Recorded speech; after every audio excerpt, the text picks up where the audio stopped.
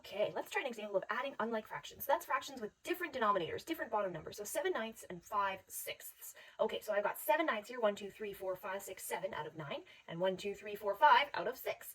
Now, in order to add these, first I need to find a common multiple between 9 and 6, something that's on both of their times tables. So how about 18, right? So 7/9, so 9 times 2 would give me 18, and 6 times 3 gives me 18. Okay.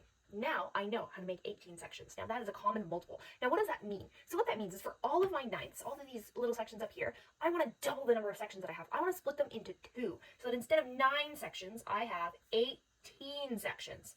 Now that is a lot of sections. So that is what that looks like. Now what about my 6th? For my 6th, I'm going to do the same thing, and my goal is still to get 18 sections. So for each of my 6, I'm going to split them in 3. So that's going to give me 18 sections. So 1, 2, 3.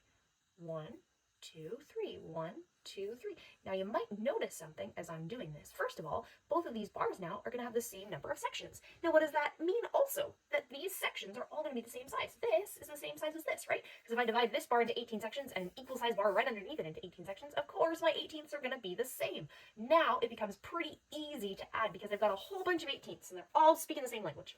So let's rewrite our question. So whatever I do to the bottom, I have to do to the top. So this is 7 times 2, 6 times 3, so this is 5 times 3.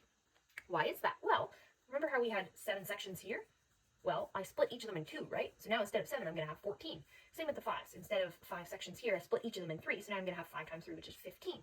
So let's rewrite our question. So 7 times 2 is 14 over 9 times 2 is 18. Plus 5 times 3 is 15 over 6 times 3 is 18. 14 plus 15 is 29 over 18. These are all 18ths, right? I just have 29 of them now. Now let's see if I can simplify that. Can I take a whole group of 18 out of 29? Sure I can. One whole group. Not 2, but 1. And how much am I going to have left over? 11. 11 18ths is my answer. 1 and 11 18ths.